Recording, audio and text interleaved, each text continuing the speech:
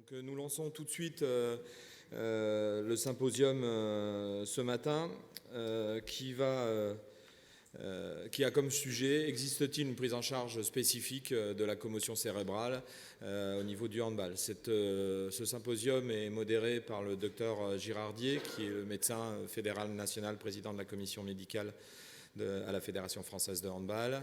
Et nous avons le plaisir d'accueillir le docteur Jean-François Sherman, le docteur Jocelyn Faubert, le docteur Matti Vartiainen et le docteur Philippe Paulin. Jacques, à toi. Merci. Je vais demander au professeur Jean-François Sherman de l'hôpital Bellan à Paris, et qui est notre grand guide dans les problématiques fédérales et de terrain de la commotion cérébrale, et au professeur Jocelyn Faubert, qui est du laboratoire de psychophysique et de perception visuelle de l'Université de Montréal, de faire leur présentation ensemble.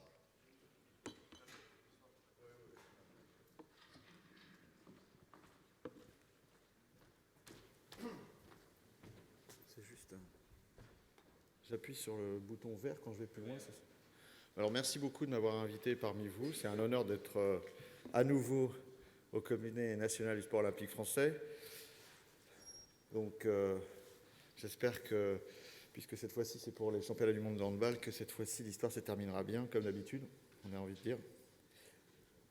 Donc aujourd'hui, je vais vous parler des commotions dans le sport, des différentes problématiques, et notamment pour voir exactement après ce qu'on pourrait adapter, si on pourrait adapter ce qu'on avait fait par exemple pour le rugby au handball.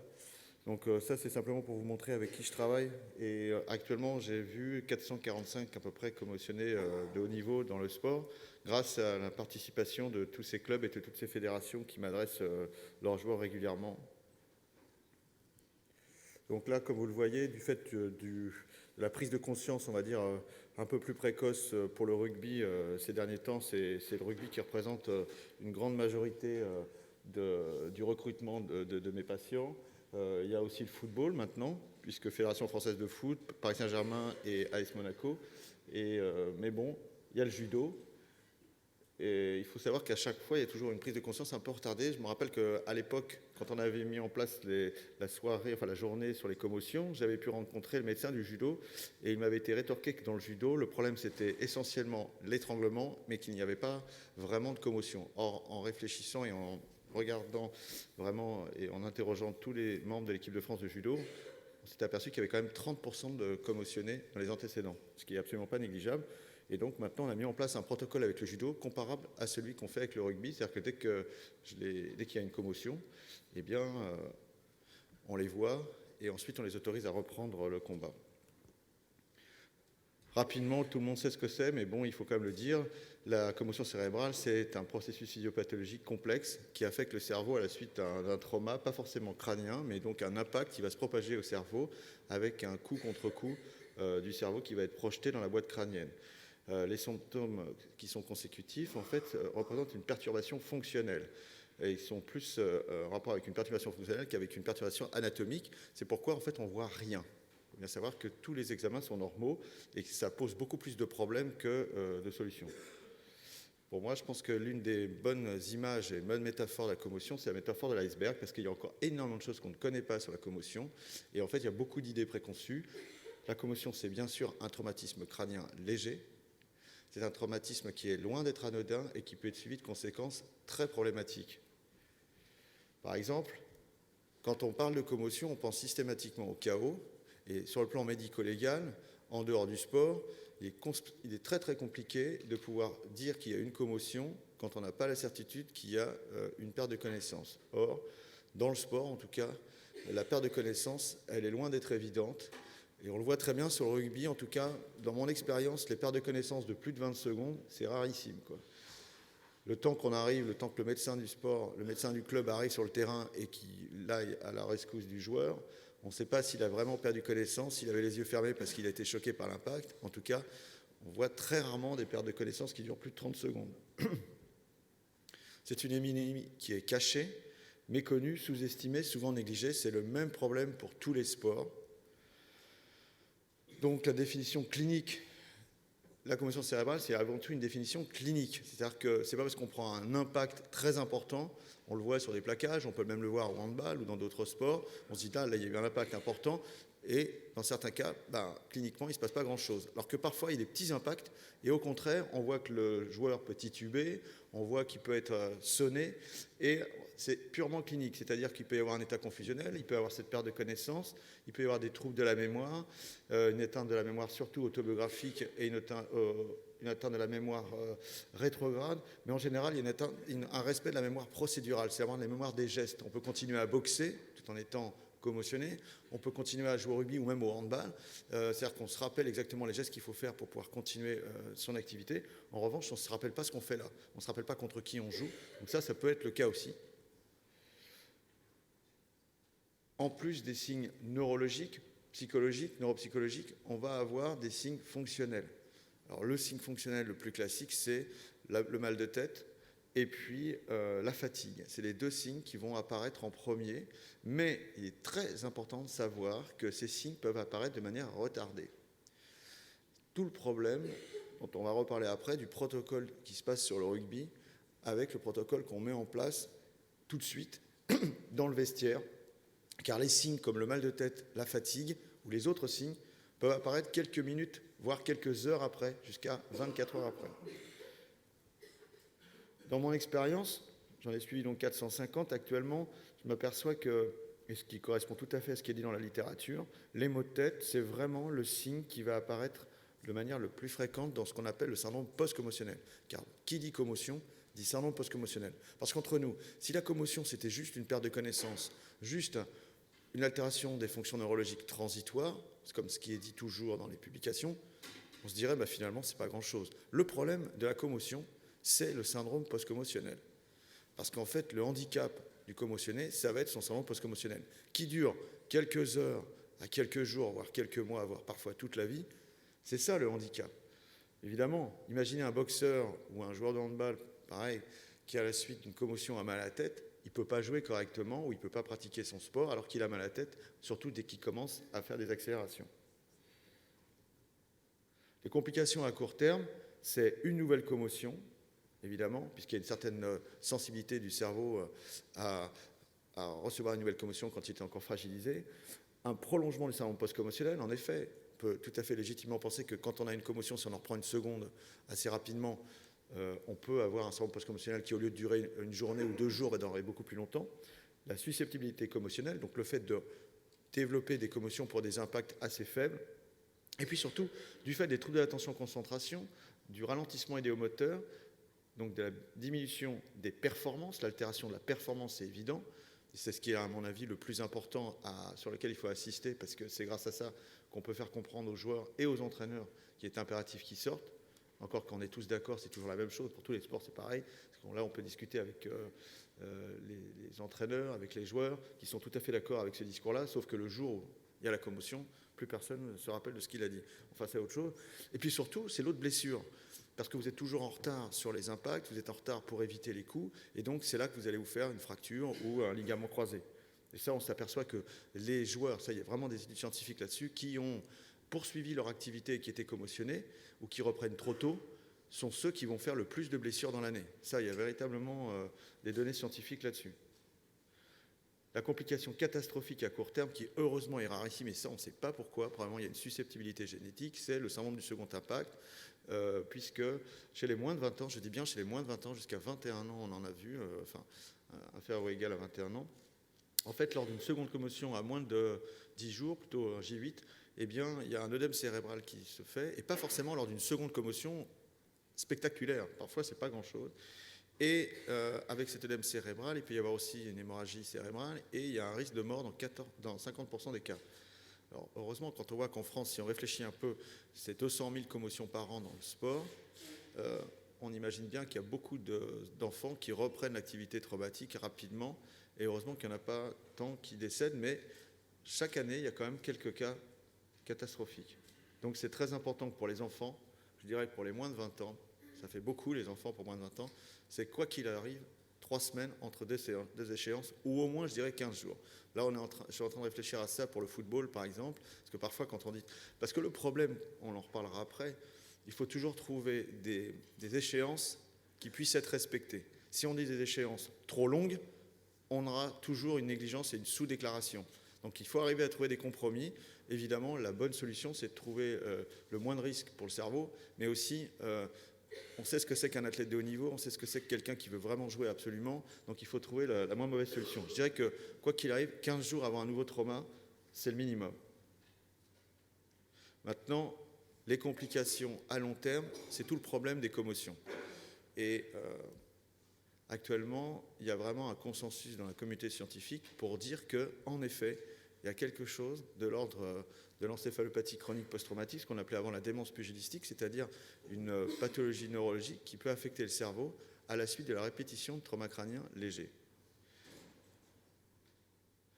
Cette entité, elle avait été décrite très tôt, dans les années 30, par un médecin légiste qui s'appelait Harrison Martland, et il avait été considéré, juste pour l'anecdote, un peu comme un escroc, comme un fou, un peu par la communauté savante à l'époque, qui considérait que ce n'était pas possible qu'on puisse développer une encéphalopathie en ayant été victime de répétition de traumatisme crânien léger. À l'époque, on avait pensé à l'encéphalite léthargique, on avait pensé à l'alcoolisme, au milieu social extrêmement défavorisé des boxeurs, pour pouvoir expliquer le fait qu'ils étaient un peu en état d'ivresse, entre guillemets, en pseudo-ébriété. C'était le syndrome cérébelleux qui était responsable de ça. Et puis, petit à petit, il y a eu d'autres publications, notamment la démence pugilistique qui a été créée en 1900, dans les années 30, et puis le plus grand boxeur de tous les temps, maintenant on sait qu'il en a été victime, puisque Sugar Ray Robinson a été autopsié en fait, à son décès, et son cerveau a montré des stigmates d'encéphalopathie chronique post-traumatique. On a bien décrit cette maladie, je ne vais pas revenir là-dessus, mais enfin c'est donc une maladie, comme vous imaginez, avec des troubles neurologiques type troubles cognitifs, troubles de la mémoire, des signes fonctionnels à type de maux de tête, des troubles de l'humeur et des troubles du caractère, et puis donc une sociopathie. Et dans les années 70, on a même pu rapporter des anomalies neuropathologiques pour pouvoir l'expliquer. Maintenant, on ne parle plus démence pugilistique parce qu'il y a bien d'autres sports qui sont touchés, et notamment le football américain, comme vous le savez, le hockey sur glace, et puis maintenant on peut penser aussi au football, notre football, ou le rugby, bien sûr. L'hypothèse actuelle, c'est de dire qu'on a une pathologie dans laquelle il y a des dépôts de protéines, on ne va pas revenir là-dessus, mais protéines Tau, à l'intérieur de la cellule, ou protéines bêta-amyloïdes, et ça ressemble à une maladie d'Alzheimer, c'est plutôt une cousine. On appelle ça donc une maladie qui appartiendrait à la famille des protéines Tau. En fait, il y a des signes en commun avec la maladie d'Alzheimer, la démence frontotemporale, mais il y a une évolution qui est variable, c'est très étrange. Moi, j'en suis quelques athlètes retraités qui sont victimes probablement de cette maladie. Le problème, c'est de savoir pourquoi il y en a qui, lorsqu'ils arrêtent la pratique, vont continuer à développer des anomalies, parce qu'on peut toujours se dire, voilà, il n'y a plus de trauma crânien, normalement, c'est fini. Quand on y imagine, si on a une fracture et qu'on arrête la pratique, normalement, il y a une consolidation, et ça devrait ne pas évoluer. Donc moi, je ne suis pas le seul à penser ça, mais il y a l'idée du prion, à savoir qu'on sait que dans la PRP, c'est une PRP pathologique qui va contaminer la PRP normale et qui va faire qu'il y a une modification post-transcriptionnelle. C'est ce qui a valu le Nobel à Preussiner, cette idée assez extraordinaire. Avant, on avait besoin d'un ARN messager pour fabriquer des nouvelles protéines. Là, juste en post-transcriptionnel, une protéine qui est pathologique va gagner une autre cellule et puis transformer l'autre cellule avec une protéine cellulaire normale en protéine pathologique. Donc il y a un mécanisme de cascade et une évolution extrêmement insidieuse qui se fait. Et donc l'idée, ça pourrait être celle-là. La protéine Tau pathologique pourrait induire un défect de la protéine Tau normale, et petit à petit, il y aurait une évolution qui continuera à se réaliser. À côté de ça, il y a des patients qui voient leurs signes se stabiliser à l'arrêt de la pratique. Ils ont plus mal à la tête, donc il s'est passé quelque chose. Dès qu'ils pratiquaient le sport, la boxe ou un sport qui était traumatique, ils avaient toujours mal à la tête au bout d'un moment après plusieurs commotions, et quand ils arrêtent, ils vont mieux. Donc il y a quand même quelque chose qui s'est passé, mais il y a entre guillemets une cicatrisation possible. Parce qu'il faut voir une chose, c'est que toutes les publications scientifiques, la plupart du temps, concernant les commotions cérébrales, c'est surtout des médecins légistes qui les ont fait, des anatomopathologies, et en fait, il y a très peu de gens qui suivent cliniquement autant des patients qui ont été victimes de traumatismes crâniens répétés dans le cadre du sport. Il y a très peu de cliniciens, on va dire. Donc, en fait, il n'y a pas d'expérience de savoir exactement les différents types d'évolution.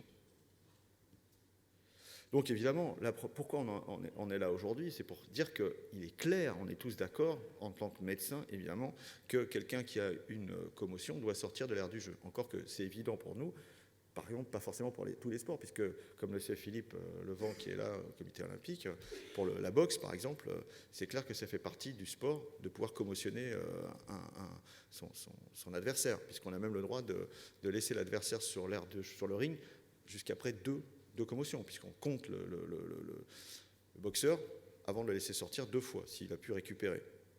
En même temps, je vais vous dire un truc, ça me fait penser à ce qui se passe avec le rugby actuellement.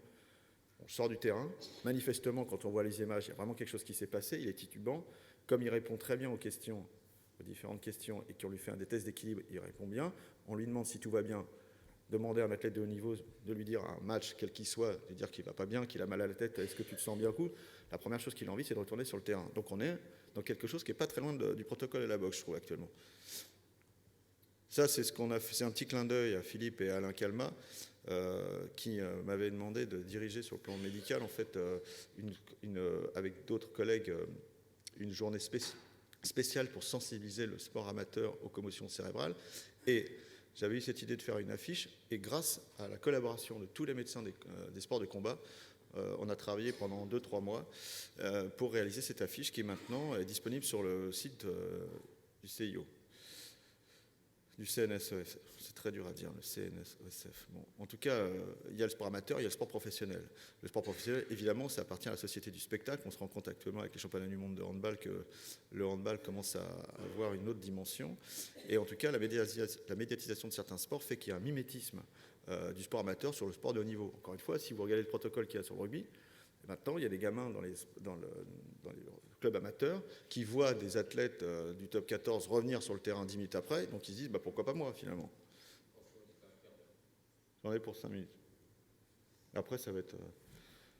Donc, avant 2010, quelle était la conduite face à une commotion? Donc, en rugby, on disait que quand on a une commotion, on s'arrête 3 semaines, sauf si un neurologue donne son autorisation avant. Donc, il n'y avait pas de déclaration. Dans le meilleur des cas, on faisait une IRM, elle était normale, le radiologue vous disait tout va bien, tu peux recommencer. J'ai mal à la tête, comment ça se fait? Ça doit être probablement psychologique.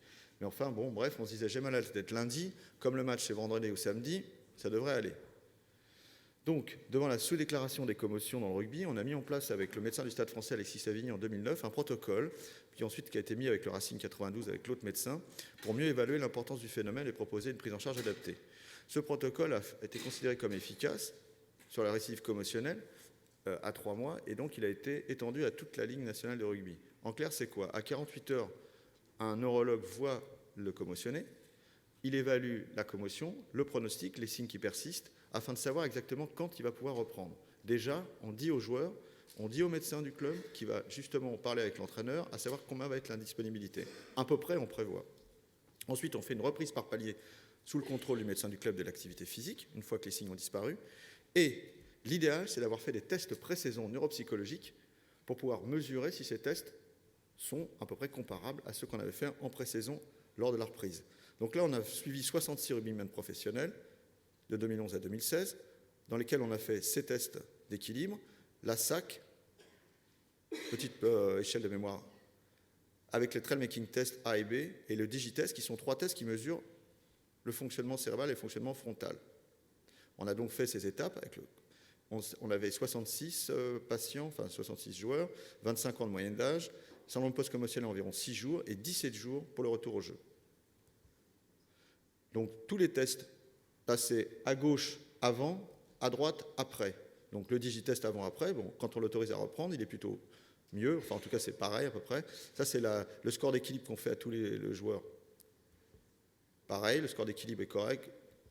La SAC, pareil, c'est bien. Le trail making test A aussi, et le trail making test B, bon, on voit, hein, c'est des écarts types très faibles, donc 43,8 c'est en nombre de secondes, 41,8 ça correspond à ça.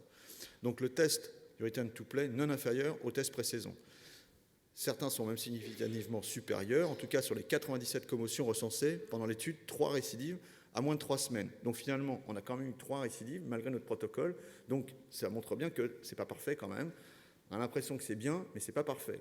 C'est pas évident de savoir, malgré les tests neuropsychologiques qui sont parfaits, en tout cas qui sont très bien, malgré le fait qu'il y ait une absence de symptômes, malgré le fait qu'il ait reprise l'activité par palier, on a quand même eu 3 joueurs qui ont fait une commotion moins de 3 mois après celle pour laquelle on l'a autorisé à reprendre. Après, on s'est dit, tiens, sur 330 athlètes qu'on a vus là, quels sont les éléments qui nous font envisager un syndrome post-commotionnel prolongé? Parce que c'est ça qui est important, c'est de savoir quand vous voyez quelqu'un, qu'est-ce qui va vous permettre de savoir s'il va avoir un syndrome post-commotionnel prolongé. On a appelé syndrome post-commotionnel prolongé pour les athlètes 21 jours de signes, ce qui est quand même beaucoup. Pourquoi c'est un problème? Parce que retard pour la reprise du jeu, handicap, et puis on voulait identifier les facteurs. On s'est rendu compte que donc c'est un âge moyen de 22 ans, et à peu près autant de moins de 21 ans que de plus de 21 ans, beaucoup plus d'hommes que de femmes, quand même déjà 3 commotions, il y en avait 88, ce qui n'est pas rien. Donc on avait aussi certainement un biais de recrutement, parce que, évidemment, on s'aperçoit que ceux qu'on a vus, ce n'est pas forcément à 48 heures, on en a vu beaucoup qui venaient nous voir parce que justement, ils n'étaient pas bien. Donc là, on voit qu'en moyenne, c'est 15 jours, ça en post-commotionnel, et 45 jours pour une femme. Ça ne veut pas dire que tout le monde a ça, hein. C'est que vraiment, vu que la consultation était reconnue, en fait, on a donc eu beaucoup d'athlètes qui sont venus parce qu'ils n'étaient pas bien. Ensuite, on s'est rendu compte que quand on avait plus de 3 commotions, c'est là qu'on avait un syndrome post-commotionnel qui était plus prolongé. Le fait d'avoir moins de 21 ans, plus de 21 ans, ça n'a pas montré de différence. Moi, je pense qu'il aurait fallu faire probablement moins de 16 ans ou moins de 15 ans. Le seuil de 21, il n'y a pas une grande différence. En tout cas, les facteurs identifiés, sexe féminin, âge de moins de 18 peut-être, surtout le fait d'avoir plus de 3 commotions et 2 commotions lors d'un même match. Alors, c'est quoi l'avenir? C'est là que je vais passer la parole après à Jocelyn. L'avenir, d'abord, c'est les subcommotions, finalement, les petits coups qu'on a, dans lesquels on a des étincelles et on récupère tout de suite. Donc, ce n'est pas encore vraiment une commotion, on pourrait dire d'un point de vue clinique. Est-ce que ça, cette répétition, c'est problématique pour le cerveau? On en parle beaucoup pour les têtes. C'est presque fini, hein, j'en ai pour 1 minute. Non, mais je vous vois, là, j'ai entendu... Donc, il y a la protéinase 100, ça, c'est très important qu'on en parle parce que c'est un grand débat, la protéinase 100 actuellement. On a l'impression que ça va être le médicament miracle. En fait, la protéinase 100, c'est quand même un mot à dire là-dessus, c'est une protéine qui, lorsque normalement elle est augmentée, il y a un risque d'hématome cérébral. C'est normalement ce qui devrait se faire aux urgences plutôt que de faire un scan. On fait une prise de sang parce que la protéinase 100, c'est une protéine de l'astrocyte. Quand elle est augmentée, il y a un plus haut risque d'avoir un hématome cérébral. Donc l'idée, ce serait, on fait une prise de sang aux urgences. Si elle est augmentée, on fait un scan. Si elle n'est pas augmentée, on ne fait pas de scan. Maintenant, on s'est aperçu qu'à la suite d'un trauma crânien léger, on peut avoir de la protéine tau augmentée, de la protéinase 100 augmentée dans le liquide céphalorachidien. Vous imaginez bien qu'on ne peut pas faire des PL à tout le monde. Ce n'est pas possible. Maintenant, on s'est aperçu qu'on peut même le détecter dans le sang. Alors l'équipe de Montferrand avait fait DS100 en pré-saison et ensuite les a mesurés et on s'est rendu compte que c'était un marqueur de commotion à 36 heures. Quand elle est augmentée, il y a une commotion. Quand elle est normale, ça ne signifie pas qu'il n'y a pas de commotion. C'est-à-dire qu'il y a quand même 30% de faux négatifs.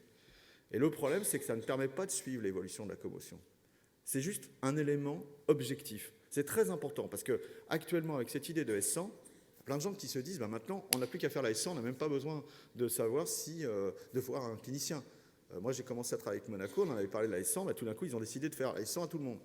Et puis, quand il y a eu un commotionné, ils lui ont fait la protéinase 100 48 heures. Or, elle était normale, sauf que le commotionné, star du foot de Monaco, il a passé 4 semaines à ne pas pouvoir jouer avec un syndrome post-commotionnel prolongé. Pourtant, sa S100 était normale. Donc, il était dans les faux négatifs, et en tout cas, sa S100 ne nous a absolument pas permis de suivre quoi que ce soit. Donc, je pense qu'il va falloir vraiment réfléchir à ça.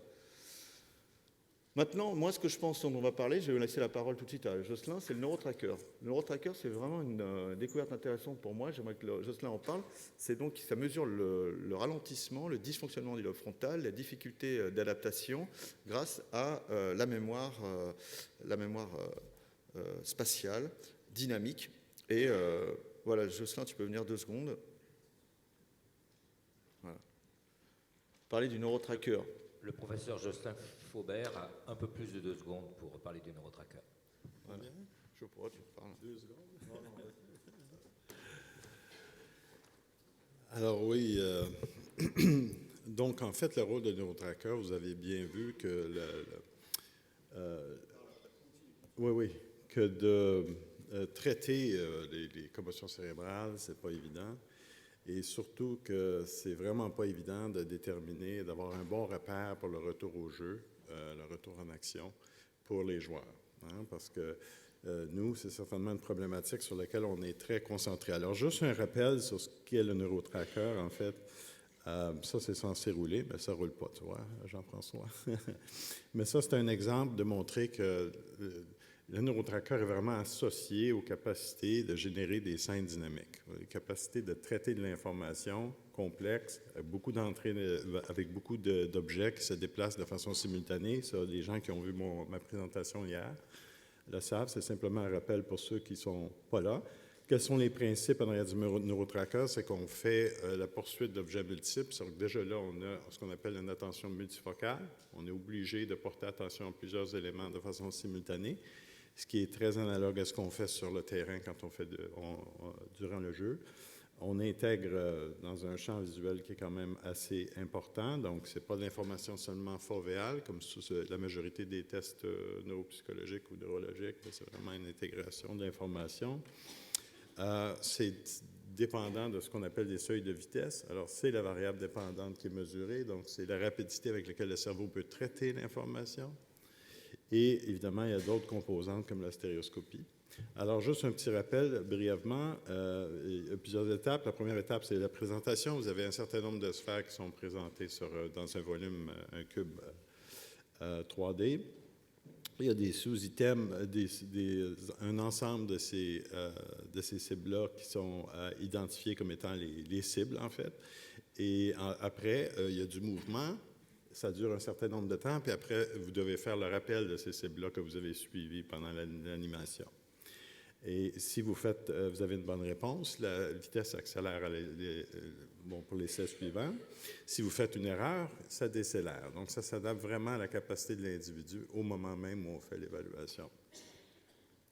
Alors, on a parlé hier de cette capacité. OK, il n'y a aucune vidéo, je pense qu'il montre l'autre diapo. Alors, ça, c'était simplement un exemple de l'aspect dynamique. Ça, c'est ce que j'en ai parlé hier un peu. C'était pour montrer que cette capacité-là est en fait associée avec le niveau de performance. Plus on est haut à un niveau de performance, plus on a des scores qui sont élevés, mais surtout, on a une capacité de plasticité et d'apprentissage pour cette tâche-là qui est plus élevée. Donc, c'est vraiment lié à comment le cerveau est structuré pour les athlètes élites. Donc, c'est pour cette raison-là que les discussions qu'on a eues avec Jean-François, c'est quelle serait l'utilité d'une mesure comme celle-là pour pouvoir déterminer le retour au jeu des joueurs, c'est-à-dire quand sont-ils prêts. Alors ça, on peut le voir à différents niveaux. Ça, c'est le premier aspect qui est d'intérêt, puis c'est la première chose qu'on a regardé avec Jean-François. La deuxième chose qui est d'intérêt, c'est est-ce que, puisque les cerveaux des athlètes sont particulièrement plastiques à cette capacité-là, est-ce qu'on peut accélérer la récupération des athlètes? Est-ce qu'on peut réduire le laps de temps où les athlètes ont des syndromes post-traumatiques, post-commotionnels, je devrais dire. Et puis, donc ça, c'est vraiment la logique en arrière de ça. Ça, c'est les données aussi que j'ai présentées hier qui montrent que le neurotracker est vraiment associé à la prise de décision sur le terrain. Alors, c'est ça l'élément qui est différent, parce qu'on peut avoir plusieurs tests qui déterminent une capacité de mémoire de travail, soit numérique, verbale ou auditive ou quoi que ce soit. Mais est-ce que cette capacité-là est vraiment associée à la performance terrain? On ne sait pas. Mais ici, on sait que le neurotracker est associé à la performance terrain. Ça a été bien déterminé par d'autres laboratoires. Et donc, c'est une capacité qui est très liée. On voit les autres capacités en bas qui ne sont pas en jaune. C'est des capacités qui peuvent être sensibles. C'est des mesures qui peuvent être sensibles aux commotions cérébrales. Par exemple, le temps de réaction, tout ça. On a déjà publié des articles là-dessus, d'ailleurs, cette année et l'année passée. Sauf que ce n'est pas déterminant pour la prise de décision. C'est là qu'est la valeur ajoutée, possiblement, du neurotracker. C'est-à-dire que le neurotracker va aussi être sensible à l'effet de la commotion, mais surtout va vous donner une référence par rapport à la prise de décision sur le terrain. Alors, ça, c'est la méthodologie. En fait, ce qu'on a fait avec Jean-François, c'est vraiment de profiter de son expérience, sa grande expérience clinique, parce que c'est très beau. Nous, on venait des protocoles et des différents protocoles de recherche qu'on fait au Canada. C'est souvent des projets qui sont à très long terme, où on a des groupes contrôle, etc., mais ça ne nous donne pas nécessairement l'expérience clinique, c'est-à-dire vraiment comment c'est intégré dans la prise de décision d'un médecin qui est sur le terrain. Et c'est ça, vraiment, ce qui était l'intérêt de notre collaboration avec Jean-François, c'est sa grande expérience de prise de décision pour le retour des athlètes au niveau terrain, qui prend en compte tous les éléments qui sont importants pour cette prise de décision-là. Alors, ce qu'on a fait, malheureusement, puisque souvent les candidats, les patients, on les voit après la commotion, pas avant nécessairement, quoique ça commence à changer, puis ça fait partie des protocoles qu'on veut faire.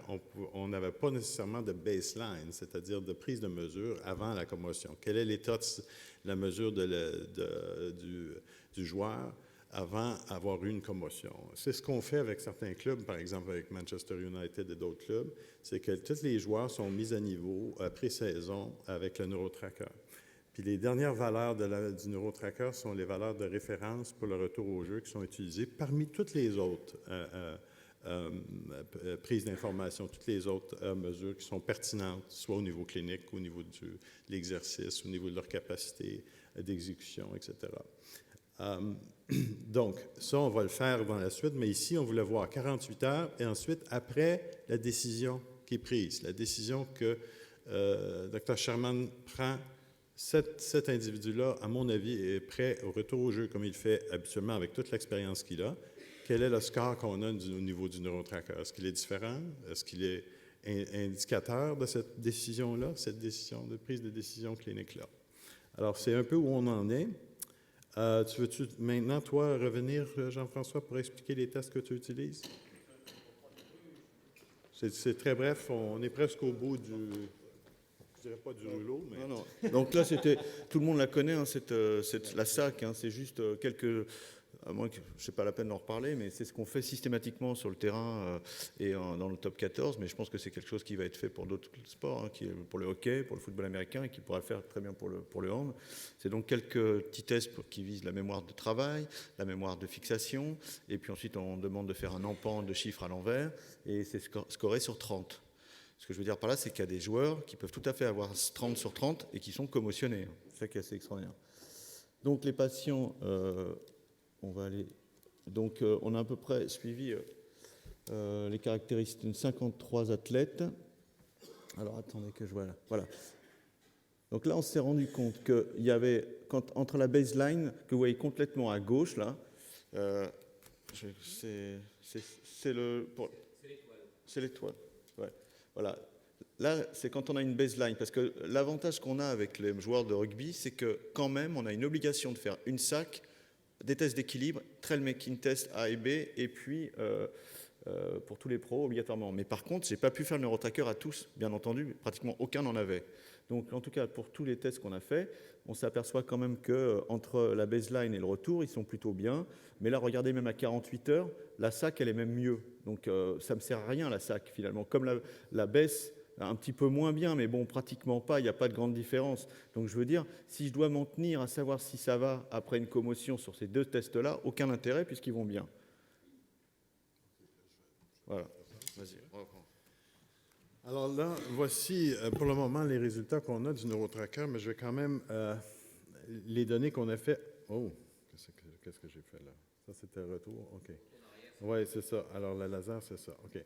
Alors, les données qu'on a en réalité avec Jean-François, c'est ces données-là. Alors, ça, c'est les tests des sujets qu'on vient d'énumérer 48 heures après la commotion. Et ça, c'est quand Jean-François a pris la décision qu'ils sont prêts au retour au jeu. Okay? Donc, on voit la différence ici entre leurs mesures. Ici, ce qu'on a mis comme repère, puis ça, il faut faire un repère avec... il faut prendre ça avec un bémol, parce que ça, c'est aussi des joueurs de rugby, mais ça a été fait dans un autre contexte il y a quelques années. OK? C'est 30 joueurs de référence. Ce n'est pas tout à fait la même configuration, mais ça vous donne quand même une idée de la référence. C'est pour ça qu'on a mis l'information. Et on voit effectivement qu'après la commotion, il y a une différence.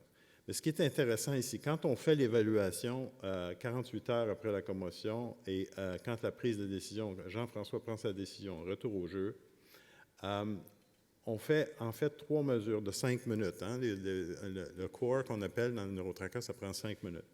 On peut donc découper, regarder la progression qui est normale pour un athlète professionnel, c'est-à-dire un athlète élite de haut niveau. Ça, c'est la progression normale. Ça, c'est la progression qu'on avait observée, nous, avec nos 30 joueurs de rugby qui avait été évalué sur le neurotracker. Puis les courbes que vous avez vues précédemment de l'article que j'ai publié en 2013. Et vous voyez ici que cette courbe-là n'a pas du tout la même tendance. C'est-à-dire que l'apprentissage, cette espèce de plasticité-là, semble beaucoup plus affectée. Mais par contre, quand la prise de décision de retour au jeu a été faite par Jean-François, là, on voit que maintenant, ça correspond beaucoup plus à nos joueurs qui étaient des joueurs en santé. Okay? Donc, il y a un potentiel, c'est là où on en est, en fait. Je pense que pour la suite, on finit là. Vraiment, on finit, c'est bon. Alors, ce qu'on fait, c'est qu'il y a deux éléments. Là, on commence à voir si on peut, avec certains clubs, dans certaines conditions, faire une mesure évidemment pré-saison, c'est-à-dire quand les joueurs sont en santé, pour avoir la vraie référence des joueurs, ce qui serait vraiment l'ultime mesure à avoir, puis là, voir comment ça s'intègre dans le protocole de prise de décision avec Jean-François. Et aussi, ce qu'on fait maintenant, on a beaucoup de projets au Canada qui sont subventionnés par le Centre de recherche en santé du Canada, les instituts de recherche en santé du Canada, où on regarde le potentiel, le bénéfice potentiel du neurotracker pour accélérer la récupération des patients. Okay? Des patients, pas juste les athlètes, mais aussi les enfants. On travaille beaucoup avec les enfants au centre, les hôpitaux pour enfants de McGill, le centre de traumatologie à McGill, puis là, à Sainte-Justine, l'hôpital Sainte-Justine, qui est dans le giron de l'Université de Montréal. Puis ce qu'on a comme genre de protocole, oh my God, ce qu'on a comme genre de protocole, c'est on fait ça, l'exemple que j'utilise ici, c'est l'exemple qu'on fait de l'étude qu'on a fait de nos trackers avec les autistes et puis les enfants qui ont des troubles d'apprentissage. Et on utilise exactement le même genre de protocole pour ce qui est la récupération des commotionnés. Alors, on fait toutes sortes de mesures pré, évidemment. Donc, dans ce cas-ci, les premières mesures, c'est des tests, oui, c'est ça, neuropsychologiques, WASI. Aussi des tests spécifiques qui testent ce qu'on appelle le Continuous Performance Test. C'est des tests vraiment de capacité de maintien de l'attention, d'impulsivité, etc., qui sont automatisés, informatisés. Donc, c'est un peu plus standard que certains tests neuropsy, puis qu'on peut faire dans un contexte plus pratique. Ensuite, on a un design où on fait le neurotracker, un groupe de traitement neurotracker, un groupe de ce qu'on appelle contrôle passif, actif, c'est-à-dire c'est un jeu qui crée un certain engagement par l'enfant ou l'individu qu'on teste, mais où on ne pense pas en fait qu'il y aurait des bénéfices certains. Bien, c'est un contrôle actif et un contrôle passif. Ensuite, on refait un test. Ensuite, on croise les groupes, c'est-à-dire que les groupes qui sont en traitement du neurotracker passent une mini-thérapie, si vous voulez, sur le contrôle actif. Et l'inverse, c'est vrai aussi pour ceux qui étaient dans le contrôle actif. Maintenant, ils sont exposés au neurotracker. Puis ensuite, il y a une deuxième session d'évaluation. Ça, c'est pour vraiment voir l'impact spécifique du traitement. Est-ce que le traitement c'est simplement un effet placebo ou c'est vraiment un traitement qui change les axes d'activation cérébrale, etc. Alors, c'est le genre d'implémentation qu'on veut faire, qu'on fait maintenant, nous, au Canada, au Québec, avec les jeunes, et puis éventuellement qu'on pourrait avoir. Alors, juste le rappel, le test actif, c'est un test d'ordinateur, c'est un jeu où on doit faire des calculs, puis il y a des scores de performance aussi. Donc, c'est quand même un jeu actif, engageant, mais c'est un jeu où on a déjà vu, en fait, avec nos populations, que ce soit des déficits d'attention ou nos populations qui sont des groupes autistes, des enfants avec des QI de 70 à 80, quand même des QI assez bas, que ça générait aucun bénéfice. OK? Alors voilà, puis ça, c'est l'aspect neurotracker. Alors, je pense qu'on a vraiment fini. On a fini, en fait. Voilà. Merci, Jean-François Sherman et Jocelyn Faubert. Je vais passer là. On reparlera de ces sujets-là en termes de contrôle première commotion et ensuite post-commotion pour le suivi de terrain. Je vais passer maintenant la parole à Matti Vartiainen, qui est kinésithérapeute à l'université d'Helsinki, qui a beaucoup travaillé dans différents sports finlandais, dont notamment le basketball et le hockey sur glace, qui évidemment est un sport très producteur de commotion cérébrale dans ce pays, fort en hockey. Merci. Okay, thank you for your kind words, and I would first like to thank you for the organizing committee to inviting me to this Congress. I'm very delighted to be here. So my topic today is my one research project about the novel reaction time and balance measurement, but I would like to speak a few minutes about the whole procedures that we do in Finland. First background, this is my research colleagues that we are using this project in Finland. This is like one rehabilitation center and then occupational health center and then Helsinki University. A little bit first from my background, I'm like he said, I'm a physiotherapist, my background, but I'm doing my PhD in psychology, so I'm like going a little bit like cross-sectional and doing like half of my work time, I'm doing clinical work, and then half of my time then research. I've been working a lot with different sports, and in Finland, because it's always so cold in there. Okay, nowadays it's a little bit warmer than in here in Paris, but people play a lot of ice hockey, and that's like a living laboratory, the ice hockey field. So I've been working with the National Hockey League with over 10 years, and also been baseline testing the players since then, and we have a lot of data from that going on. The methods that we are using in Finland, that I'm using in Finland, okay, these novel approaches, this is more like a research project, but the impact neurocognitive tests, which is the largely used baseline test in the world, in NHL and everywhere, SCAT3, they were talking about the SAC, the cognitive test, and then the best error recording system, it's in the SCAT test. King-Devic, it's a reading speed test, you can use it in sideline test, and then also a different kind of balance test. That's the test that we are using normally. These are a few references that I've done in the past few years. And then just the one word from there was last autumn, there was in every 4 years there's a consensus meeting of sports concussions, and it was in Berlin on last autumn, and there were like, and all the topics that are involved in concussions, they were really reviewed all the topics there in a few days. And if you are interested about these topics, I would really recommend it's coming out of maybe March this year, all the recommendations because of those reviews that they have done. And these are our topics this is the one that I'm talking a little bit today about the Romberg test that we have used in Finland. Okay, but today's topic, a novel approach to sports assessment. Why is this important is that after concussion it's more like a functional state and about some symptoms and signs, and then some kind of objective way to measure the athlete's state, what have happened after the concussion. So that's why we are supposed to be interested about reaction times and balance control, because if you lose a little bit of your balance or your postural control, then you don't play as well as you were supposed to play, and then you are in the risk of another concussion or other injuries. So in the year in Finnish National League, in the year 2009-2010, we collected 4 teams, 113 players. We had that season 13 concussions overall, and 9 concussed players were recruited for the tests, and then 7 control players were tested during the season.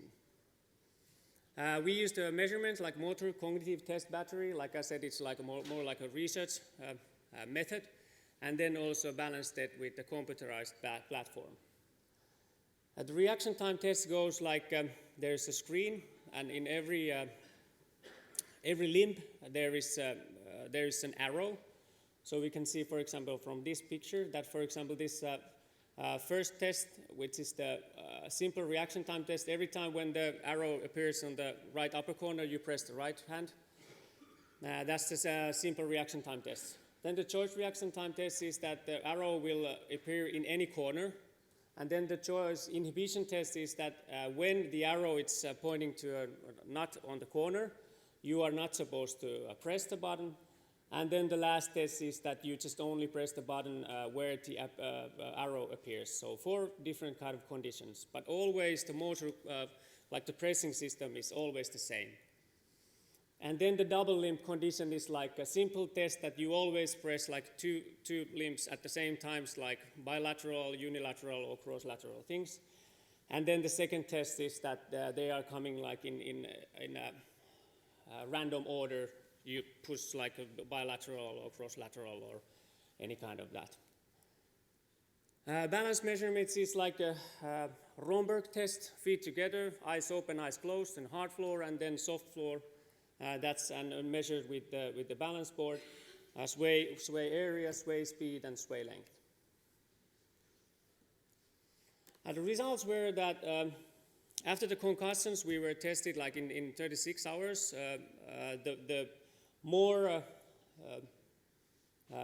the cognitive abilities were demanding, the more defective it was, and also there was a trend with the balance condition, and we can see the results, for example, here. So this is like the simple reaction time test. This is the baseline test, and after the concussion, it's a little bit lower, and then the short reaction time test is here, and then the inhibition test is here, and then the more complex test is here.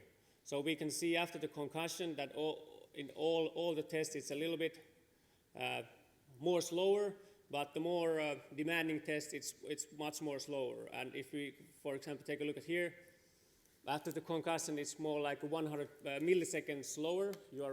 You can be 200 milliseconds slower after the concussions. So it's more like a concrete way to say to the athletes that you are not allowed to play. And then again, if we take a look at the control group, after during the season we measured them, they had all the learning effect there, so they were not slowing down, they were a little bit faster, though, compared to the concussion group. Also a trend for the double limb group was that there is like in the simple test, there was a little slowing down, but then after the choice test, there is more like more slowing down than the simple tests. A balance test is more hard to read. For example, this length, there is only a trend. It's a little bit more sway than, for example, the control group, which is a little bit better, the sway. So the computer measures the length, how long do you, how far do you sway during this measurement.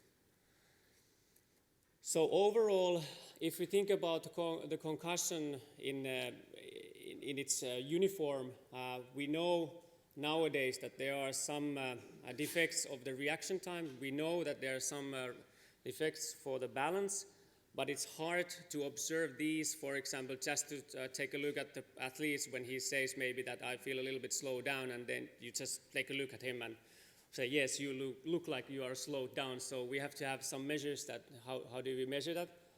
And also balance, if we use not so sophisticated measures, only just with our eyes, it's not maybe so precise, the measurements.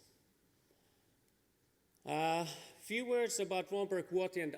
We did the analysis after I published this research, what I was talking about. We measured the same paradigm with the eyes open, eyes closed, on soft foam and hard floor, and we calculated this Romberg quotient. It's very easy, and you can calculate it with any kind of device, balance device. Just eyes open and eyes closed, divided that, and that is the number, which is the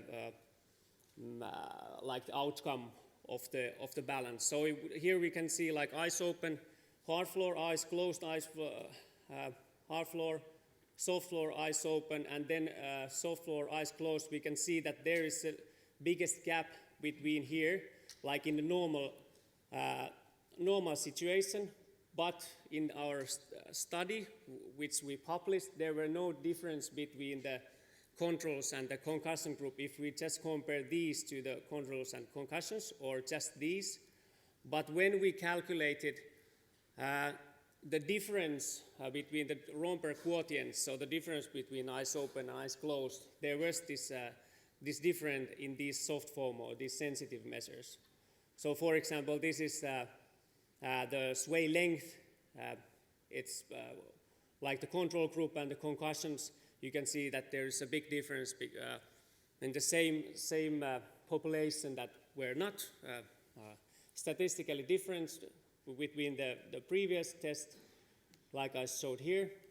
These were not, but when we calculated the Romberg quotient, these differences, then they were statistically different.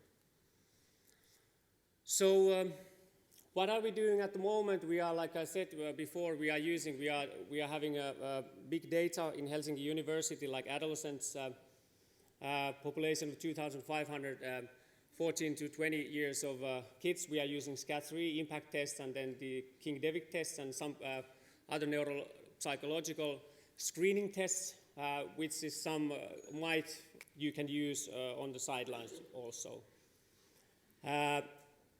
The test that I was showing quickly, the multi-limb reaction time test, it's not a field test. Actually, at the moment, it's not. It's more like a research program, but the idea of measuring cognitive capacities via your motor control, it's quite interesting in the future. Overall, it's really interesting if you think about concussion. How does it occur? It occurs in the high energy situation, so you almost every time you get some hit to your neck, so it's always like a whiplash and concussion. They are a little bit together. And then when we think about the most common symptoms, headache and dizziness and these kind of things, you can have these in neck problems and you can have these in concussions. So we are really interested about assessment and treatment after the concussions and some about these vestibular programs that are becoming today. And also, like in the Berlin consensus statement, it's like in return to play protocol in the future, it's not so strict to be in bed rest or just to lay down after the concussion, but it's more like be active in the not maybe in the first day, but in the first day start to be active, though you still might have some symptoms, but it's more like a professional thing to physicians to decide that. So, but head, neck, and vestibular injuries, they are really important to take in account in every cases of concussions. All right, thank you. Thank you very much. That was a nice presentation. Maintenant, je vais passer la parole à mon alter ego, Philippe Paulin, qui est malgré l'apparence de son jeune âge, est un des plus anciens médecins de la Fédération française de handball, qui a été le premier à impulser un travail sur les commotions cérébrales à la Fédération, et avec qui je travaille depuis 4 ans maintenant pour essayer de convaincre le monde du handball, en particulier des techniciens, de l'importance du respect des problématiques de cette pathologie. Mesdames, Messieurs, déjà merci de m'avoir invité à pouvoir vous évoquer de vive voix effectivement ce qui aujourd'hui est un petit peu notre préoccupation quand on est autour d'une équipe, c'est ce qui se passe sur le terrain. Et malheureusement, nous sommes les premiers acteurs de cette prise en charge dans ce contexte de commotion cérébrale. Et il faut bien reconnaître qu'effectivement, nous avons encore beaucoup à faire, beaucoup à apprendre. Vous allez voir, nous avons là une proposition d'activité sur le terrain, de prise en charge de terrain. Mais nous devrons être et rester humbles pour dire qu'effectivement, il faudra savoir aussi s'adapter et on va le regarder au travers de cette présentation.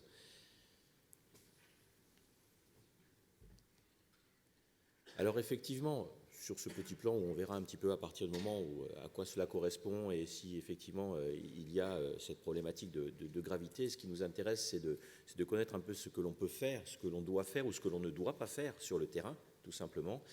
Et puis après, effectivement, je laisserai ça en lien avec les présentations qui ont été faites jusque-là et qui sont, à mon sens, très intéressantes à devoir suivre pour tout simplement prendre en compte correctement nos athlètes, pas seulement sur le terrain, mais aussi après.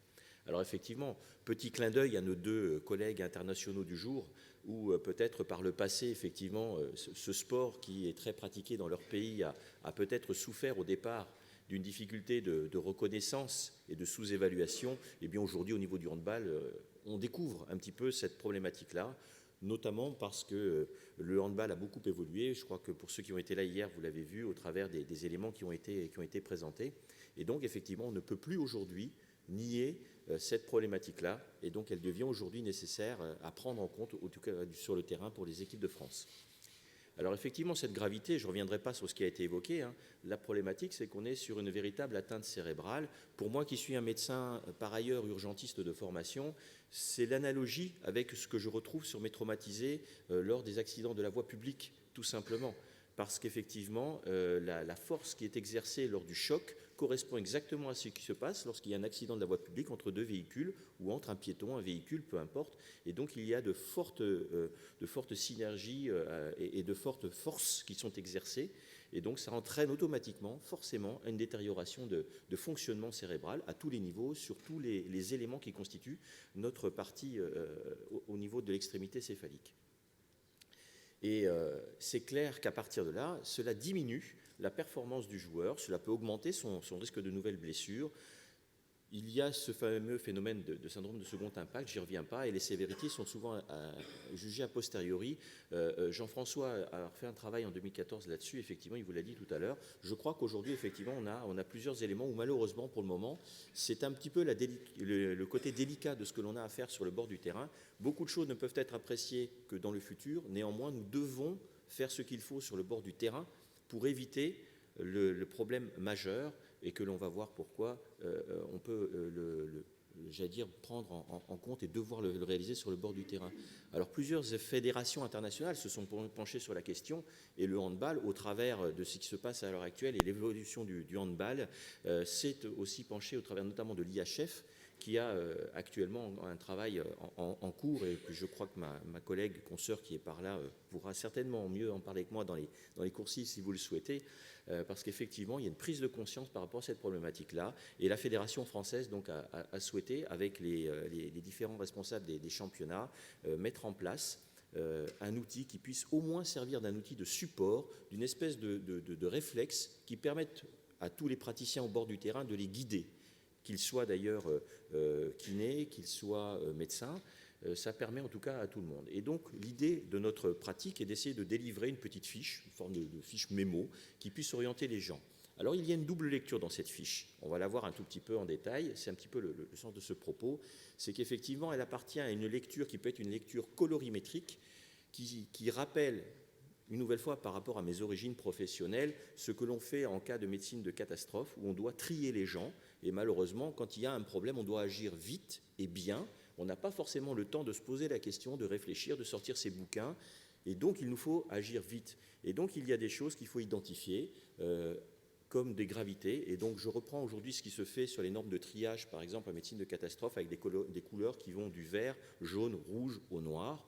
Vous ne verrez pas, fort heureusement, de noir dans ce diaporama-là, parce que sinon, ça voudrait dire qu'on est en face d'une problématique où la personne n'est plus malheureusement parmi nous. Donc effectivement, cette problématique de terrain, j'ai souhaité en fait simplement qu'on puisse l'identifier avec quelque chose d'assez logique qui permette aux gens finalement de s'orienter très rapidement au bord d'un terrain. Et donc nous avons travaillé à quelques-uns là-dessus. Et donc l'idée, c'était de dire, ben voilà, il faut déjà dans un premier temps écarter ce qui est le plus important. Ce qui est le plus dangereux pour le sportif, c'est son risque vital. Et quel est le risque vital? Malheureusement, sur un terrain de sport, c'est l'arrêt cardiaque. Donc il y a une première branche où il faut savoir identifier la problématique de l'état de conscience. Si la personne n'est pas consciente et ne respire pas, vous êtes jusqu'à preuve du contraire, selon les définitions aujourd'hui que l'on a en pratique des arrêts cardiaques, vous êtes en face de quelqu'un qui est sur un arrêt cardiaque. Et donc la prise en charge, à partir de là, de cette détresse vitale, devient une détresse vitale avec une prise en charge systématisée, admise par tout le monde, qui repose tout simplement sur le fait, et je le répète, d'alerter les secours, de masser et de défibriller. Ceci est valable partout, par tous les temps. Ceci est aussi un petit effet mémoire pour dire aux gens qu'il est indispensable, quand on est praticien de terrain, malgré tout, de toujours entretenir ses compétences sur les urgences vitales et la prise en charge des urgences vitales sur un bord de terrain. Au-delà de cet aspect, qui bien évidemment, on l'espère tous, est toujours le plus rare dans nos pratiques de terrain, il est évident que l'état de conscience va nous guider. Alors, si l'état de conscience est présent, heureusement, c'est la plupart de nos situations. Maintenant, dans le cas des commotions cérébrales, il existe des critères qui doivent nous indiquer aujourd'hui qu'il faut systématiquement sortir le joueur du terrain pour pouvoir l'évaluer correctement. Mais cette sortie, si elle doit se faire sur des critères qui sont désormais systématiques parce que ce sont des critères à haut risque, je ne reviendrai pas sur ces signes-là, ça nécessite quand même une précaution parce que le risque là n'est pas un risque d'arrêt cardiaque, même si on peut y venir ensuite, il est un risque de lésion importante au niveau de l'ensemble du cerveau et au niveau du rachis cervical en particulier.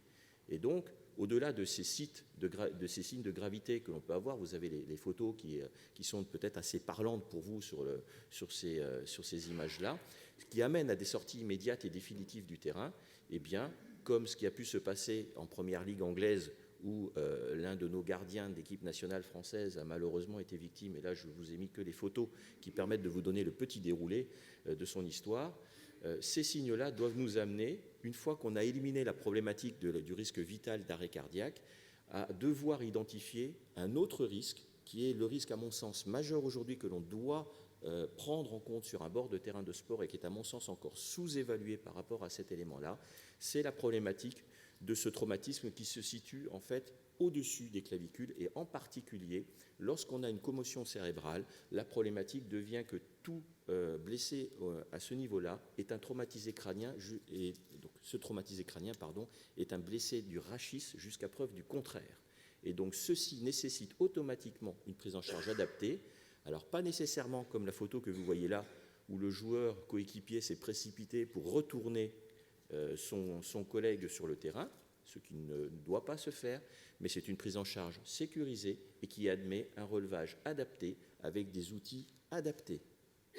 Deuxième point de mémoire, les personnes que vous avez autour de vous et qui assurent aussi les secours avec vous doivent aussi être équipées des moyens qui vous permettent de répondre à cette situation. Et puis, il y a toutes ces situations qui sont relativement nombreuses et qui sont toutes celles effectivement pour lesquelles je pense que les propos qui ont été tenus jusque-là permettent de voir qu'on est en pleine évolution et qu'on est en constante évolution. Ce sont toutes ces situations où il n'y a certes pas de problématique de conscience, pas forcément de critères immédiats de sortie définitive du terrain, mais où il y a des signes qui peuvent paraître des signes assez généraux, mais qui malheureusement nécessitent effectivement ce qui se passe, une évaluation au bord de terrain.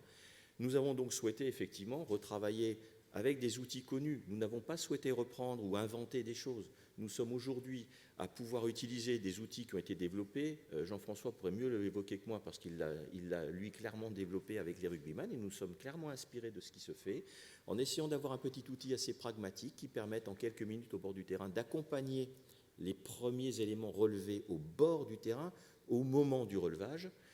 Ceci est conduit donc dans l'infirmerie ou dans le vestiaire des joueurs, se termine par une petite annotation qui nous permet de dire si oui ou non le médecin qui est sur place autorise ou pas la reprise du sport. Je voulais juste vous faire part, pour vous montrer un petit peu ce qui peut se passer sur un terrain et comme quoi le handball est aussi un sport à risque de ce type-là. Si ça veut bien déclencher au niveau de la vidéo... ouais. Non, c'est pas grave. Vous en aurez deux pour le prix d'une alors. Ceci arrive sur une reprise toute simple. Voilà ce qui se passe. Et puis quelque part, alors vous voyez, ça repart en arrière, ça repart dans l'autre sens, et il ne se passe rien derrière, ce qui n'est pas forcément la bonne attitude, puisque cette joueuse a continué à pratiquer alors que ça ne paraît pas forcément le plus adéquat dans une pareille situation, même si ça peut paraître relativement anodin. Pour information, cette jeune fille, on l'a quand même arrêtée un petit peu après, puisque j'ai eu l'occasion, en étant sur place, de pouvoir rebilanter a posteriori.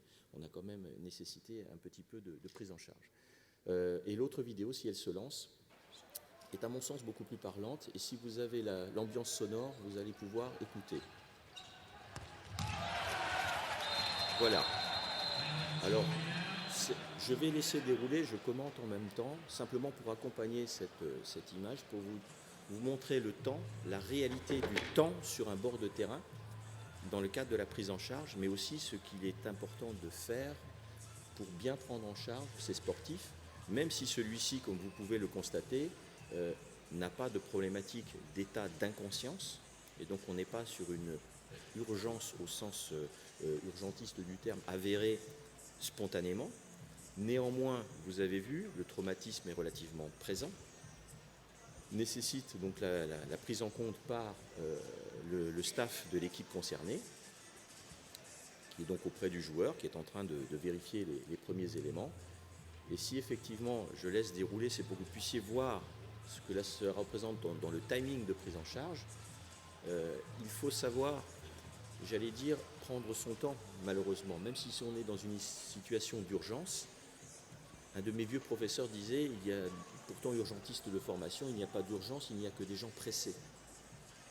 Il faut savoir observer, il faut savoir décider correctement, mais décider correctement ne veut pas dire se précipiter pour le faire.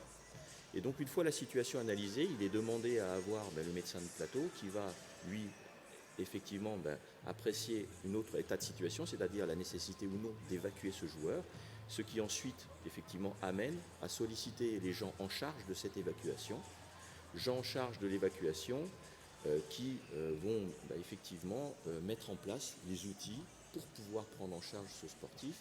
Alors pour la petite histoire, est-ce que je l'ai la flèche? C'est celle-là? Oui. Hop là, zut. C'est moi qui suis raté. Désolé. Voilà. Donc quand on continue, en fait, on s'aperçoit que on a les gens donc, qui sont là, qui font signe effectivement de venir prendre en charge le sportif. Et vous allez voir, on va zoomer petit à petit sur cette situation. Et donc on amène effectivement les éléments adaptés, donc autrement dit un plan dur, puisque, je vous le répète, la problématique dans ce type de situation n'est pas tant de gérer un arrêt cardiaque, qui n'est quand même que rarissime et fort heureusement, c'est surtout d'éviter d'être en face d'une problématique de traumatisme du rachis, qui lui peut avoir de graves conséquences en termes fonctionnels, et donc il est indispensable d'avoir des outils adaptés à un relevage sécurisé. Et donc pour ce relevage sécurisé, au-delà du plan dur, on a, au travers des images, même si on le voit et vous l'avez aperçu dans un premier temps, un maintien du rachis cervical dans un premier temps qui doit permettre de sécuriser le rachis cervical et ensuite de pouvoir repositionner grâce à ce plan dur l'athlète donc dans une position d'évacuation adaptée à cette situation. L'objectif étant toujours d'être dans une logique, et ça je crois que nous sommes tous dans cette logique-là, de préserver l'intégrité du sportif. Et cette intégrité, elle se préserve dès le début de la prise en charge, dès le terrain de jeu. Donc une fois qu'effectivement les mesures de protection ont été réalisées, eh bien l'athlète est donc pris en compte par l'ensemble des services compétents et donc à partir de là, évacuer des terrains. Je vais donc terminer une fois que cette vidéo sera terminée tout simplement. Voilà. Et donc, je souhaite que vous puissiez prendre en compte sur le terrain le fait que certes, nous sommes en face d'une problématique qui est forcément connue, qui n'est pas forcément évoquée, qui est en croissance dans le sport qu'est le handball aujourd'hui.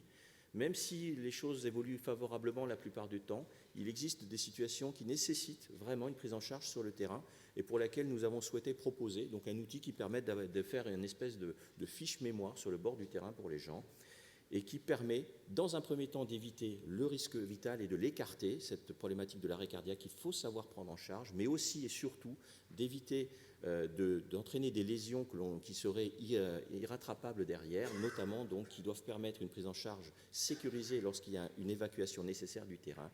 À partir de là, tout le reste des situations nécessite une évaluation en bord de terrain qui peut se faire selon des critères qui aujourd'hui sont de plus en plus bien définis.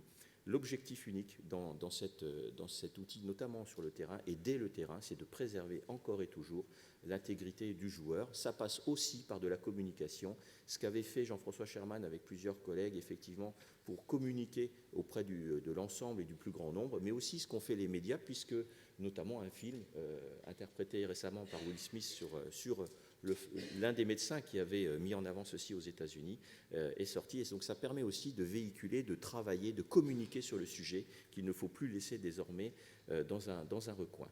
Je vous remercie de votre attention. Merci Philippe. Alors,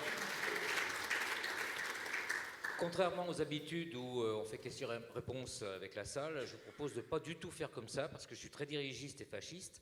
Et donc, je vais orienter en fait la discussion, une discussion qui se fera en grande partie avec les speakers, mais aussi avec vous. J'invite le Dr Frédéric Barthélémy à nous rejoindre.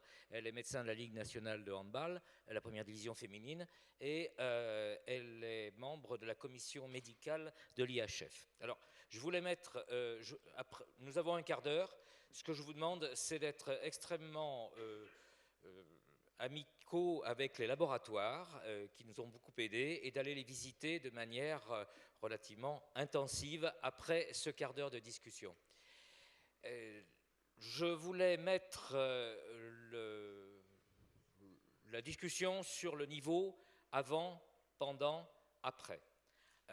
Avant, cela va faire écho aux tests préalables qui en particulier ont été développés par Jean-François Sherman, qui pourraient être des tests à la fois cliniques, mais qui pourraient être des tests beaucoup plus objectifs. Pendant, c'est ce que Philippe vient de nous développer, et on pourra y revenir, et après, c'est selon quels critères, et c'est notre problématique, notre grosse problématique au niveau du terrain et au niveau de la vie des clubs et des équipes de France, selon quels critères, et pas seulement clinique, parce que clinique c'est souvent très facile, à la limite, au bout de 3 jours, s'il n'y a plus rien, on pourrait, alors qu'il ne faut pas le faire, on pourrait faire reprendre, et dans quelle mesure on pourrait mettre en place des tests lors de stages, ou dans la vie d'un club qui permettent de reprendre plus ou moins rapidement dans un contexte de sécurité. Donc je voulais préalablement demander à Jean-François par rapport à ces tests. J'ai vu que tu étais très attentif aux tests numérisés de notre ami finlandais. Je voulais savoir ce que tu en pensais, où tu en étais, etc. par rapport à cela, comment tu l'imaginais dans un contexte sportif. Moi, je pense qu'il n'y a pas une solution, il y a plusieurs possibilités. L'idée, c'est qu'il ne faut pas que ce soit trop chronophage non plus, parce que comme tu le dis très bien, c'est difficile d'avoir les athlètes en pré-saison, ils ont toujours autre chose à faire que faire des tests. Donc l'intérêt, c'est de trouver des tests qui puissent être reproductibles et qui ne soient pas trop longs. Donc nous, ce qu'on avait mis en place, c'est des tests crayon papier avec le trail-making test et le digitest, mais c'est assez court, c'est à peu près 10 minutes, un quart d'heure avec la SAC et la BREF, avec la BEC, le test d'équilibre.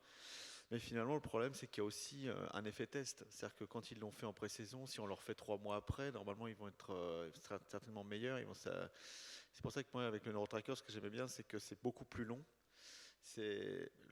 Alors, c'est à la fois problématique parce que c'est plus long et puis c'est assez aléatoire, même s'il y a quand même une amélioration de la performance au cours du temps. Quand il y a vraiment la commotion, il y a vraiment une baisse des performances, il y a des profils très particuliers. Je pense que probablement avec les tests d'équilibre, il peut y avoir aussi des profils particuliers, comme tu l'as montré tout à l'heure. Et donc après, moi, j'ai pas le test miraculeux, mais je trouve que ça, moi, le NeuroTracker, personnellement, pour ma pratique, ça m'a aidé, surtout pour ceux qui n'avaient pas de baseline au départ. On se remet dans un contexte d'équipe qui est en stage, l'équipe de France ou de club qui est en stage à l'étranger ou en dehors de chez elle, ou on se remet dans un contexte de club avec des entraînements toutes les semaines. Comment on pourrait imaginer organiser ça sur le terrain, ces tests sur le terrain. La logique, c'est, moi je suis dans une logique, nous nous déplaçons avec des équipes, donc nous avons déjà beaucoup de valises. Est-ce qu'on part encore avec une nouvelle valise, quoi? Voilà. Ou alors est-ce que dans le club on achète un NeuroTracker et on travaille avec le NeuroTracker? Ce sont des questions très basiques, mais des questions qui ont une certaine importance. Moi je pense que ce qui est important, c'est que c'est pas uniquement le test qui va permettre de prendre la décision, le test il va aider à la prise de décision. Donc c'est vrai que soit on fait du test crayon papier, soit on fait le NeuroTracker, il faut juste prendre le temps. Le problème du NeuroTracker, c'est que ça prend quand même 25 minutes à une demi-heure par joueur. Donc c'est quand même très chronophage. Les autres tests, ça prend 10 minutes, un quart d'heure. Je pense que pour moi, le NeuroTracker est plus fiable que les autres tests crayon papier. Mais après, il faut savoir quel temps on prend, quel temps on a à notre disposition. L'idéal, c'est vraiment que ce serait bien de faire les tests pré-saison à un moment donné où toute l'équipe fait un stage, évidemment. Sauf qu'il faut quand même imaginer que ça va prendre un certain temps. Il faudrait pouvoir faire 3 ateliers. Moi, c'est ce que je fais quand je fais le top 14. Je me déplace avec 2 élèves et en général, ça prend 2 heures, on va dire, pour le test crayon papier. Pour ce qui est de NeuroTracker, ça prendra plus. Et il faut se dire que ça sert à quelque chose, quoi. D'accord. Quel est votre point de vue? My point of view is that, like you said, it's that there's not one thing that we can make the decision about the protocol of the decision about the concussion, but it's more like we have tools that we combine. And I would say that it's in the early stage, in the onset of when it happens, it's really difficult nowadays to have any kind of measurements on that second to evaluate is it a concussion or not. It's only more like signs and symptoms about the typical onsets after the concussion. So is there any unconsciousness? Is there loss of memory before or after the incident? Is there any loss of confusion or some kind of psychological deficits or some kind of behavioral aspects or balance problem or anything like that? And if there is one sign, then it's always like a first stage of a diagnosis of something, and then it should be always that part that the players should get out of the play and never come back after that. For me, it's that simple. If you get the symptom or the sign, then it's like always the decision. It's quite simple. It's black and white. But after that, when you have made that decision, what kind of measurements you use, what kind of equipment do you carry when you are evaluating the return to play protocols, when you are going to the first stage, when are you getting active, when do you go, for example, for the first aerobic training, when do you go, for example, running, when do you go throwing balls and everything like that. So in that stages we should have something for the motor and coordination assessment, and also something to neurocognitive, like the behavioral things that are really important after the concussion. Sorry. One thing is that I have to remind that these guys said earlier that for the sealing effect of the sac, so the really mild, it's inside the SCAT3 test, which I mentioned earlier, and it's coming the SCAT4, the new test is coming this April. And to use that as a baseline test, it's not so simple because there's a ceiling effect, and you really can have a serious concussion, but you have the like the total amount of the points. So it's not so good test, and we have made a study that its influence, it's in 36 to 48 hours, and after that it's not usable after like the baseline and post-concussion test.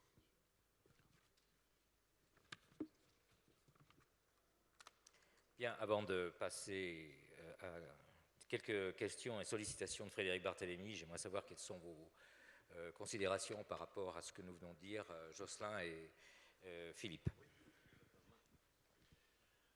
Je suis tout à fait d'accord avec tout ce qui a été dit. En fait, il n'y a pas une mesure particulière qui peut déterminer si la personne, une seule mesure qui peut déterminer de façon concrète si la personne est vraiment prête ou pas faire un retour au jeu. Il y a différents éléments de réponse. Je pense qu'il faut avoir une évaluation globale, holistique, clinique, qui prend en compte tous les facteurs qui peuvent influencer, qui peuvent être soit des conséquences de la commotion, mais aussi la prise de retour au jeu.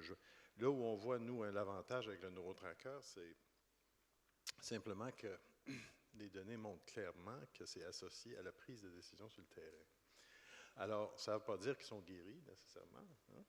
Si vous avez, par exemple, des atteintes au niveau des temps de réaction, de l'équilibre, etc., bien, c'est clair qu'à ce moment-là, il faudrait éviter que le joueur retourne au jeu.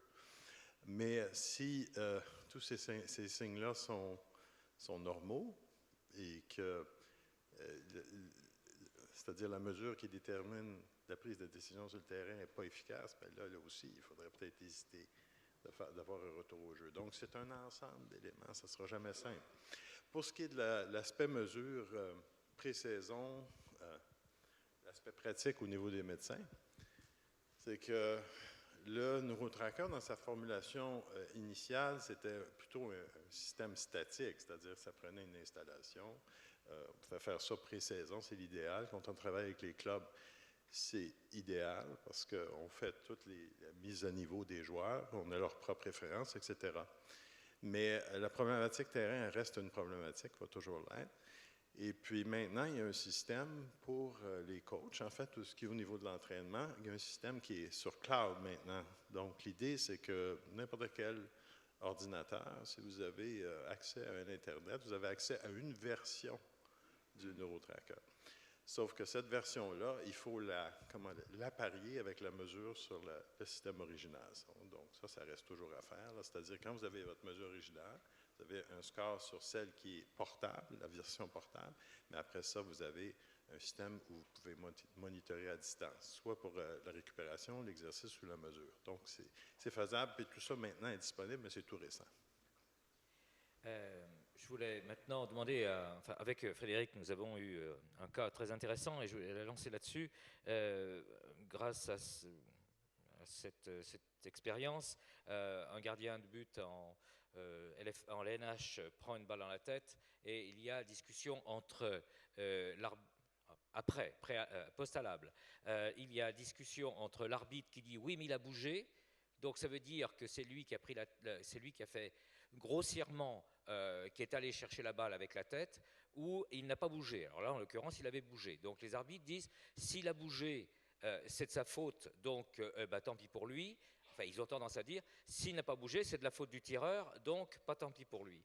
Donc, à la limite, si il a bougé, comme il est plus en faute, c'est moins grave. Ce serait presque ça.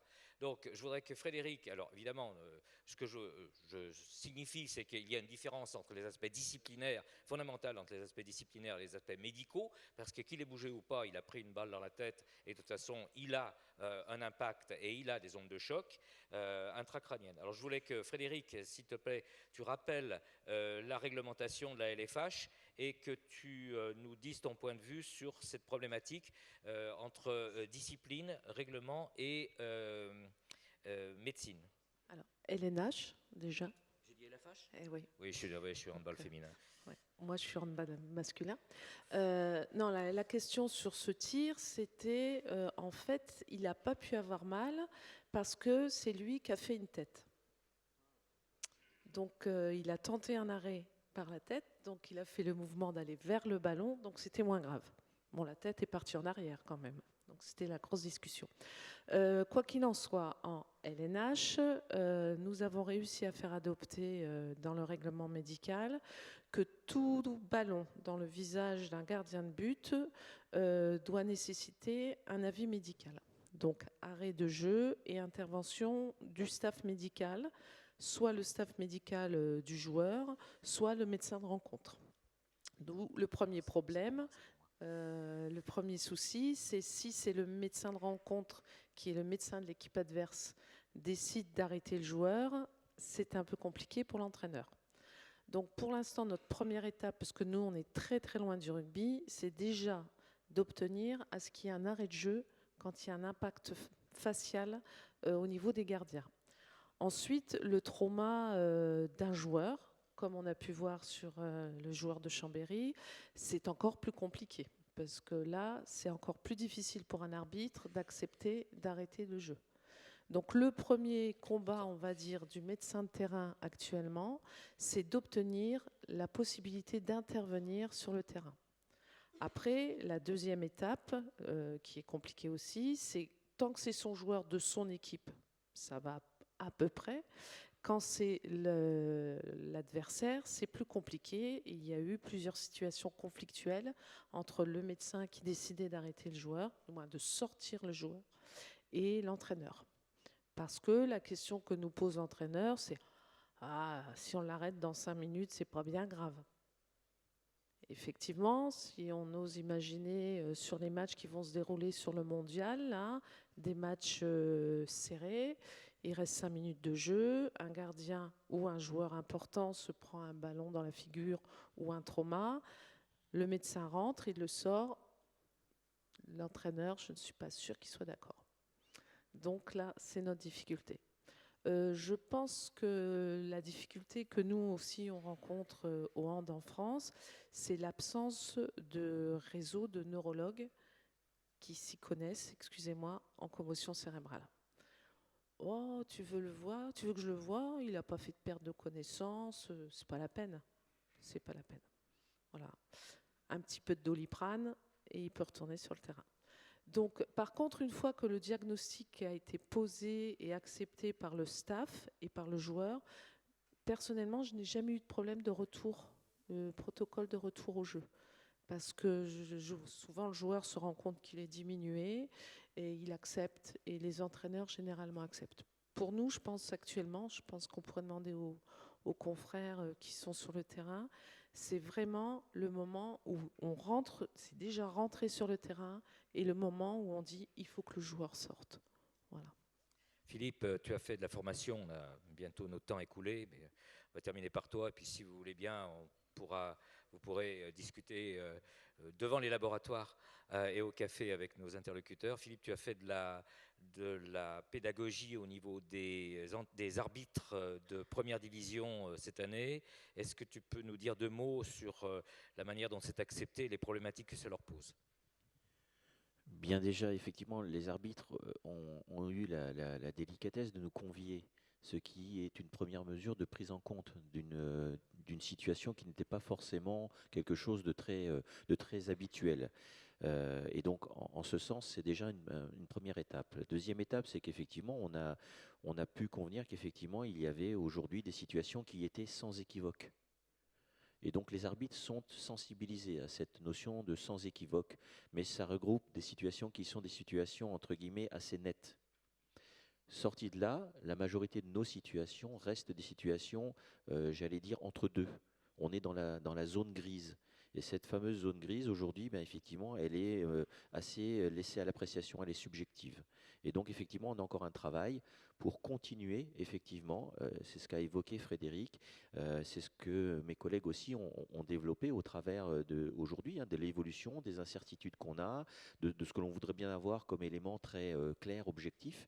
Et donc aujourd'hui, on a encore tout un travail à développer sur cet aspect-là pour pouvoir amener finalement l'ensemble des acteurs, parce que ça ne concerne pas que les arbitres, l'ensemble des acteurs, que ce soit les entraîneurs, les sportifs, les arbitres et même l'ensemble des dirigeants, tout simplement, qui environnent un sportif, à bien prendre en compte que l'objectif pour nous n'est pas de punir quelqu'un ou de punir un club ou une équipe, c'est simplement de s'en préoccuper pour préserver l'intégrité du joueur, pour qu'il puisse continuer à faire le métier finalement qui est le sien pour les professionnels, l'activité pour les autres.